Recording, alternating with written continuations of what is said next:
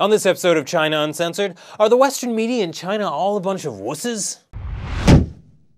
Hi, welcome to China Uncensored. I'm your host, Chris Chappell. We here at China Uncensored are dedicated to reporting accurate, uncensored news about Chinese human rights, politics, and photoshopping. However, in order to ensure that we can continue to deliver this high level of journalism, we must no longer deliver this high level of journalism. To get sensitive news out of China, we must no longer report sensitive news about China. Or else, how can we continue to get sensitive news out of China? The CCP won't let you send journalists to China if they go off and do something unprofessional, like expose corruption. That's why it's important to tell your journalists not to report on those things, or else they won't be given visas to China, and if your journalists can't get visas to China, how can they do stories exposing corruption in China? Fortunately, I've come up with an effective compromise that lets foreign journalists continue to do hard-hitting reports while still ensuring that Chinese authorities won't kick them out of the country.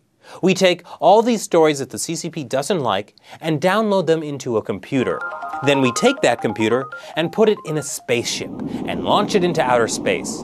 10,000 years from now, it returns to Earth and the stories are all downloaded into the brains of Earth's new robot overlords. Or we could just not be wusses and take China to task for its censorship. Like Bloomberg LP, the CEO of Bloomberg is the chairman for a dinner next week honoring journalists who stand up to authoritarian regimes in the face of pressure.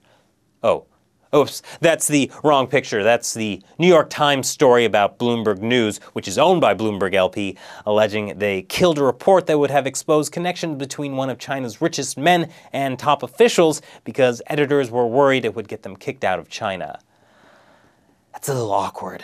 But Bloomberg is denying it. Not just the company, but the man himself.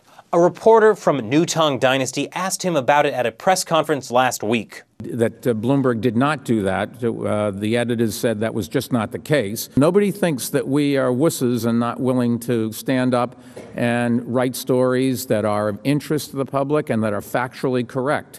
And if you could get your facts right, then we'd have another news service that does. Wow, harsh words. So, just so we can get the facts straight, why did Bloomberg News just fire Michael Forsyth, the award-winning China journalist who was working on the article that wasn't pulled by Bloomberg News? Some are saying it's because he was the one that leaked the story to the Times.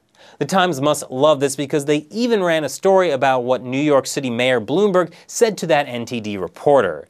Now, Bloomberg claims that the story wasn't spiked, that's newsman talk for canceled, it just wasn't finished yet. Sure won't get ready now that they fired the main guy writing it. But let's just stop right here for a moment. This is what the Chinese regime wants. They want Western media to take potshots at each other, because if that happens, the CCP is the winner. In reality, the CCP is the true bad guy here, not Bloomberg, not the Times, or any other of a half-dozen media entities that have self-censored in order to stay in China. The problem is that if you want access to China, you can't report on sensitive topics. That's why currently Bloomberg News and the New York Times' website are blocked in China because of reports they published last year that examined the financial ties of top Chinese leaders. Paul Mooney, who's been a journalist in China for the past 18 years, has just been denied a visa to go back to China, and authorities made it very clear they weren't happy with his articles. Melissa Chan, who reported on China's black jails, also had her visa rejected last year.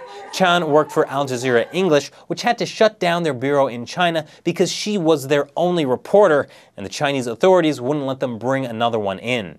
And after Bloomberg News ran that story about Chinese leader Xi Jinping's family last year, the one that got its website blocked, Chinese officials also ordered state-run companies to stop buying Bloomberg terminals, which was a financial blow to Bloomberg LP. The Chinese regime is dangling a carrot in the face of Western media, but what people forget is the CCP isn't the one with the power. We are. No one believes Chinese state-run media. That's why China absolutely needs the Western media to give the regime legitimacy.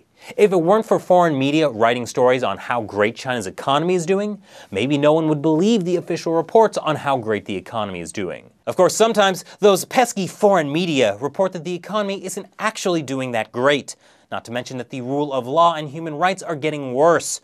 So the regime tries to keep journalists in line by threatening them with expulsion if they veer into these dark waters.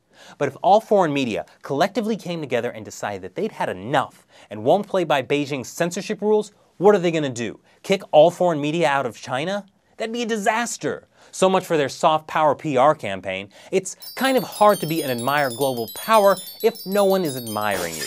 Authoritarian regimes fear the free press because it's just that powerful. And it seems that's something that's being forgotten in all this brouhaha. And also, guess where that NTD reporter was 2 days later after asking an embarrassing question to one of the most powerful men in New York? In the front row at another Bloomberg press conference. Mike Bloomberg didn't have his media pass rejected, the reporter didn't disappear in the middle of the night, and that's because a truly strong government doesn't collapse because there's a free press. Something to think about, Xi. Thanks for watching this episode of China Uncensored. Once again, I'm Chris Chappell. See you next time.